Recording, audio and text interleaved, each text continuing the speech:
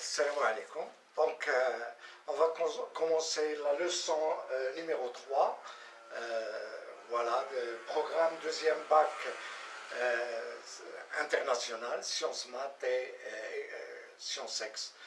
Voilà, option française. Voilà, propagation d'une onde lumineuse. Donc, avant de commencer la leçon, je vais vous donner les objectifs de cette leçon et les prérequis. Bon, pour les objectifs. Bon, premier objectif de la leçon, c'est définir la nature ondulatoire de la lumière à travers le phénomène de diffraction. Donc, on va voir que la lumière, notamment un rayon de laser, subit un phénomène qu'on appelle le phénomène de diffraction. C'est un phénomène semblable à la diffraction qu'on a vue à la surface de l'eau, des ondes mécaniques périodiques à la surface de l'eau. Et c'est un phénomène qu'on ne peut expliquer que si on considère que la lumière est une onde. Donc, définir la nature ondulatoire de la lumière à travers le phénomène de diffraction. Deuxième objectif, c'est définir la lumière monochromatique et la lumière polychromatique. Donc la lumière polychromatique, je vous donne un exemple, la lumière blanche. Donc vous savez tous que la lumière blanche est constituée de plusieurs couleurs.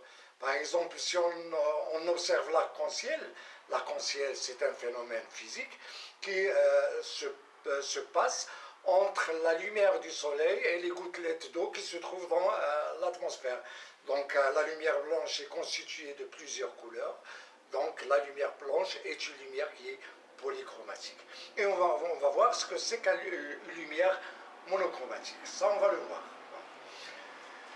Troisième objectif, c'est définir la vitesse de propagation d'une lumière monochromatique dans un milieu transparent.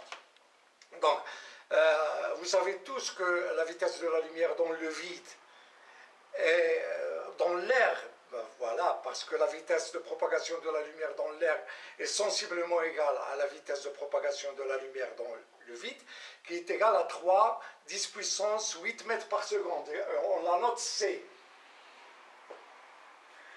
Voilà, ça c'est la vitesse de propagation de la lumière dans le vide. On va voir ensuite la vitesse de propagation de la lumière dans un milieu transparent, par exemple dans le verre ou dans l'eau. Sa valeur, est-ce qu'elle est égale à C? Est-ce qu'elle est différente de C? Voilà, tout ça, on va le voir. Et de quoi dépend la vitesse de propagation? Et on va voir une grandeur qu'on appelle l'indice de réfraction et qu'on appelle petit n. Voilà l'indice de réfraction d'un milieu transparent. Puis, l'exploitation du phénomène de diffraction. Bon, l'exploitation du phénomène de diffraction, je vous donne un exemple. À l'aide du phénomène de diffraction de la lumière, d'un rayon de laser par exemple, on peut mesurer le diamètre d'un cheveu. Bon, on prend un cheveu, on réalise le phénomène de diffraction à l'aide de ce cheveu et on peut mesurer son diamètre. Voilà, ça c'est l'une des applications du phénomène de diffraction. Puis, définir le phénomène de dispersion. Bon, le phénomène de dispersion, exemple, la dispersion de la lumière blanche en plusieurs couleurs. On va voir comment on peut réaliser cette dispersion. Donc, voilà les objectifs. Définir la nature de la lumière, de la nature ondulatoire de la lumière à travers le phénomène de diffraction. On va voir le phénomène de diffraction. Définir la lumière monochromatique et la lumière polychromatique. C'est quoi la lumière polychromatique? C'est quoi la lumière monochromatique?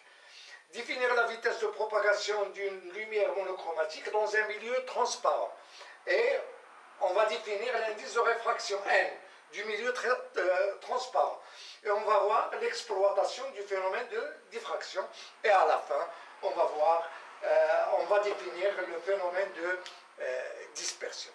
Pour les prérequis, vous savez, on l'a vu la leçon précédente, la diffraction d'une onde progressive périodique à la surface de l'eau. Voilà, une onde progressive périodique à la surface de l'eau. On a vu comment on réalise le phénomène de diffraction. On va faire la comparaison entre ce phénomène de diffraction d'une onde, ça c'est c'est à partir d'une expérience. Donc le phénomène de diffraction de la lumière, voilà, d'un rayon de laser. Et on va faire la comparaison avec la diffraction d'une onde progressive périodique à la surface de l'eau. Et ça va nous permettre de dire que la lumière est une onde. Donc ce phénomène, on ne peut l'expliquer que si on considère que la lumière est une onde. Donc vous savez la diffraction d'une onde progressive périodique à la surface de l'eau. Vous savez aussi la leçon précédente, la relation lambda égale à V sur N, ou bien lambda est égal à Vn.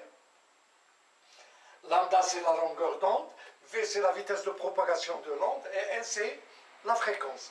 La fréquence pour la lumière, la fréquence, on la note comme ça. Nu. Cette lettre s'appelle nu. Voilà, ça se prononce nu. Voilà. Donc les préacquis, la diffraction d'une onde progressive périodique à la surface de l'eau, la relation lambda est égale à V sur N, ça vous l'avez vu, on l'a vu la leçon précédente. Et parmi les préacquis, il y a les lois de Descartes pour la réflexion et pour la réfraction. Ces notions, vous devez les voir l'année dernière, mais avec le confinement qu'on a vécu l'année dernière, je ne pense pas que vous avez vu ces notions, la réflexion et la réfraction. C'est pour ça on va faire un rappel, voilà, sur la réflexion et la réfraction. Donc la prochaine vidéo, je vais la consacrer pour ce rappel sur les lois de Descartes pour la réflexion et pour la réfraction. Ça fait partie du programme de l'année dernière. Donc finalement, si vous aimez ce contenu, n'oubliez pas de faire un j'aime et de partager la vidéo. Et pourquoi pas ne pas s'abonner à la chaîne. Et à bientôt.